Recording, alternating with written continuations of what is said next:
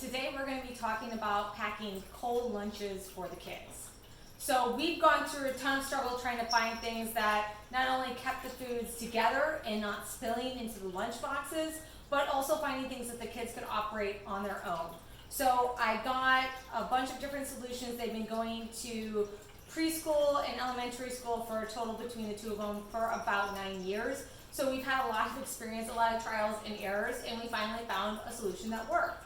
So something that we tried that did not work, my personal ones I used to use for work was the Fit and Fresh. They seal pretty easily. The kids could sort of pull them open. The problem was that they would leak all of the time and they couldn't hold the food correctly for the kids. We did try a more expensive option called the Yumbox, which is a nice lunch box that has dishwasher safe for both the inserts and for the actual lunchbox itself. It comes apart, and then you can buy these cool pictures that go on the front of it with the kids' names and different characters from Disney and things like that. The problem was that whereas it did keep everything safe and it didn't spill outside the lunchbox, sometimes it spilled in the lunchbox, but not outside of the lunchbox, the kids couldn't get the lunchbox open on their own, and this was even at the age of 5. When they were in preschool, about to go to kindergarten, they could not get it open. So they couldn't go to kindergarten without being able to open their own lunch. So that's when we found the Yumbox. Now there's several different sizes. The one here I have for regular lunches is the Panino.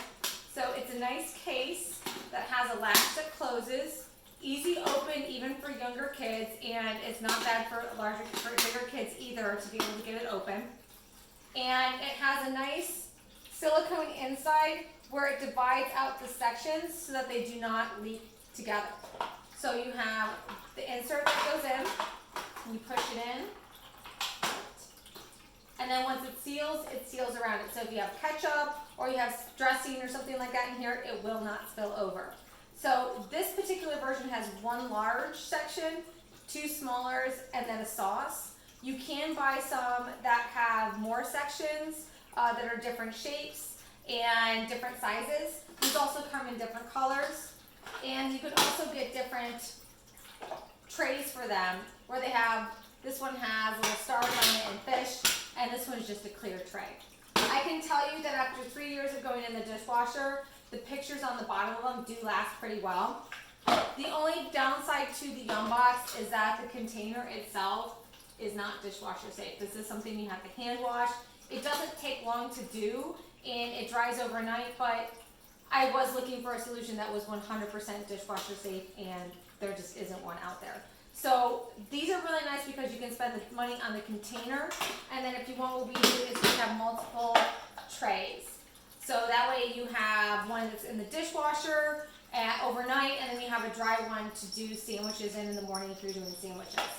They also have some different sizes, not just different shapes as far as a sandwich in 2 sides, and they have, I know they have a bento box and some other things.